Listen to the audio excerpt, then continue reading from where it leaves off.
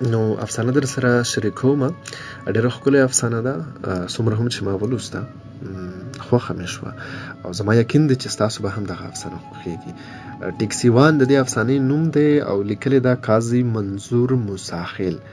نو دغه افسانه ستاسو پام او ستاسو توجه ورته غواړم. سید محمد د 10 کالو چې پلار د تور زیړي د رنځ د لاسه د تورو خاورو لاندې شو. سید محمد دغه وخت څلورم ټولګي کې و. د سید محمد پلار ملنګ استاز په خپل زوی سبق ویل غوښتل، خو څنګه چې ترې دنیا پاتې شوه، دغسې دغه خواهش هم بېڅوک پاتې شو. د پلار د مرګ نه پس هغه څه وخت پورې ښوونځي ته تلو، خو د لاچارۍ له کبله هغه د ښوونځي نه راپاڅولی شو او مور د حاجي جامدار سرویس سټیشن ته بوتلو. ملنګ استاز هم دغه سرویس سټیشن کې بلها موده کار کړی و او د حاجي جامدار اعتماد هم ګټلی و، ځکه خو ورته حاجي جامداد د سرویس سټیشن اختیار ورکړی و. ملنګ استاز چې مړ شو، نو تر 6 میاشتو پورې د دوی د کور خرچه خوراک به حاجي جامدار ورلیږل. د سید محمد مور ته د حاجي جامداد احسان اخیستل ګران و او د خپل مړ میړه په ځای خپل زوی د خپلو ارمانونو نه د زړه صبرولو پس دغلته وروستی و. خو حاجي جامدار ورته ووی: خورجان ملنګ استاد زما نوکر نه و،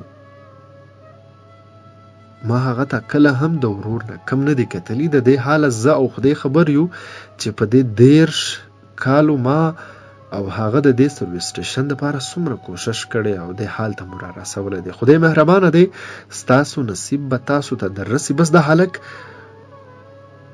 ښوونځي نه مه راپاڅوه. هغې ورته ووی: وروره، څنګه چې د ملنګ ورور و، دغسې سید محمد ته د خپل وراره په نظر ګوره. زه یې سبق سر ته نشم رسولی چې دلته وي، نو څه خو به مې زړه جمع وي چې ستا نظر کې دی، او څه به د دنیا په ورکړه راکړه روزګار هم پوهه شي. سید محمد سرویس سټیشن کې په کار ولګېده. شاندانه پشته ورور کې بې وروره خو هسې هم وه، اوس کونډه شوې هم وه. د خانانو ملکانو کورونو کې به یې کارونه کول، او چې څه به د هغوی نه پاتې شول خپلو بچو له به یې راوړل. وخت څنګه زر تیر شو او په کوم هنر تیر شو، هسې خوب لیدل و. د سید محمد چې کله شونډه شنه شوه، نو یوه ورځ جامدار حاجي راوغوښتو: سیدو بچې، کاکاجي څه مو راته ویل؟ نن نه پس 1 ګنټه مخکې چوټي کوه. ډرایور ته مې ویلي دي چې هغه د ګاډي چل در وښایي، او چې کله دې د ګاډي چل زده کو، نو بیا به درله ټیکسي واخلم. وخت تېرېدو سره سید محمد ډېر زر د ګاډي چل زده کو. یتیمي انسان ته ډېر څه ورښایي. سید محمد خپلې بدې ورځ خپلو همزولو نه ډېر هوښیار کړی و. په کومه ورځ چې حاجي جامداد د ټیکسي چابي ورکړه، نو د سید محمد د خوشحالۍ څه حد نه و معلوم.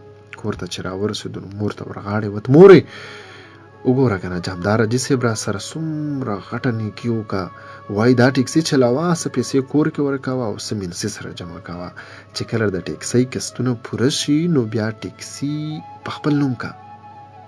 مورې، داسې خلک هم شته چې د نورو انسانانو په ښېګړه راتلل ورته لوی عبادت ښکاري، او د نورو انسانانو غم خپل غم ګڼي او د هغوی په غم باندې دردېږي. او بل خوا ستاسو ورور دی مورې،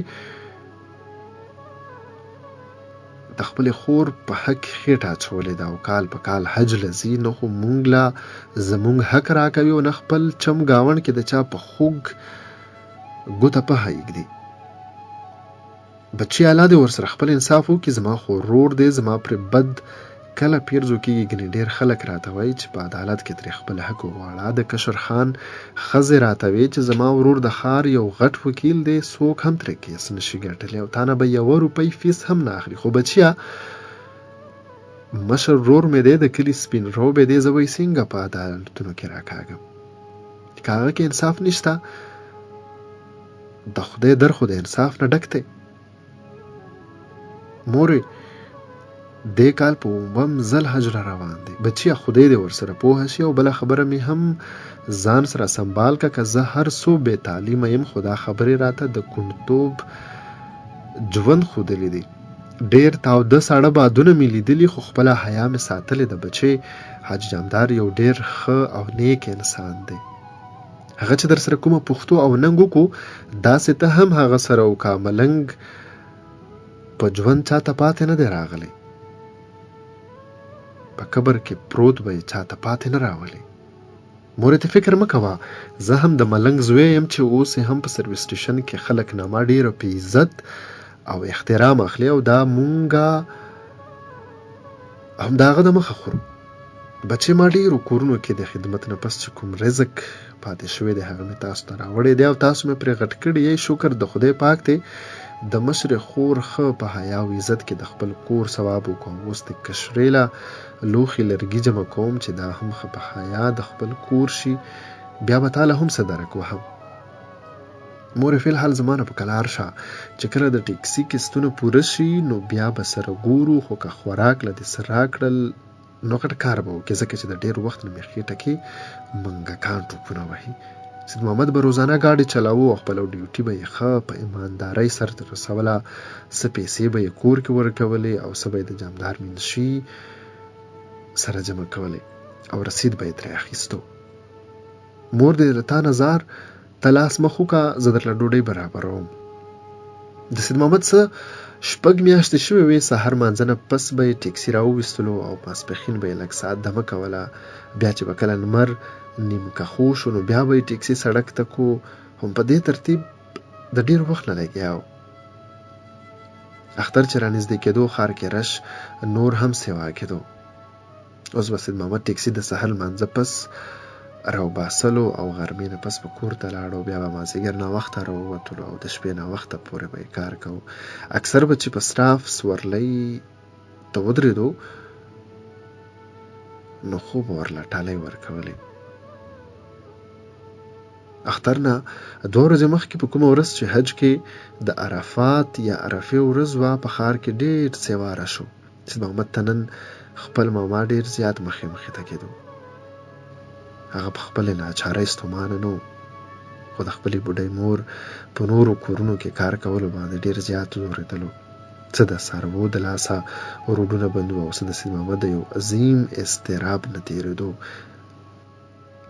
ځکه نن یې چای ډوډۍ هم ونه کړه. شپه نیمه تېره وه. هغه د سکیم چوک سره ټیکسي ودرولو، د سورلۍ په انتظار کې ناست و. ډېر ساعت تېر شو خو د کوهاټ روډ کومه سورلۍ ورته رانغله. څه ګرمۍ تنګ کړی و نو ټیکسي یې د ښار په لور ته کړو او ټیکسي نه راکوز شو. د ډرایور په ورې خپل لاسونه کېښودل او سر یې ورباندې ولګاوه. د خپل ژوند ټوله ډرامه د هغه مخې ته لکه د یو فلم د پردې په شان تېره شوه. د بېوسۍ د لاسه د ښوونځي نه راپاڅېدل، په وړو وړو لاسونو پردو موټرو ته اوبه اچول، ښه په زور سره پرې کپړه راښکل چې چمک ووهي. سرویس سټیشن کې د جامدار جي هغه سره مشفقانه رویه. د مورې پردو کورونو کې خدمت، د هغوی نه پاتې شوې ډوډۍ دوی له راوړل او په خاصه توګه د خپل ماما په لاس کې نیولې تسبیح. سید محمد نن د تېر ژوند یادونو نیولی و. دې کې د هغه سترګې هم په ولاړه ورغلې. په خوا کې یو ټیکسي تېر شو. د ټیکسي وان چې پرې نظر پرېوت نو یو اسویلي یې وکړو چې وګوره څومره تنکي ځوان دی. ټیکسي وان سره چې کومه سورلۍ ناسته وه، د هغه چې پرې نظر پرېوتو نو د خولې نه یې یوه چیغه ووته، دا خو زمونږ کلیوال سیدو دی، استاده ټیکسي واپس راته وکړه. ټیکسي وان ورته وویل بیرته په شا نشم راتلی، د چوک کې بیرته به راګرځم. دوی چې څنګه بیرته راګرځېدل، د کوهاټ د لوري یو سپین موټر ډېر په تیزۍ سره روان و او د پولیسو ګاډی هم ورپسې و. د موټر والا نه ګاډی بې کابو شو او سید محمد سره د هغه د ټیکسي د دروازې اوچت کو. ځمکې باندې لګېدو سره د سید محمد سر او ملا ولګېدل او سترګې یوازې پاتې شوې.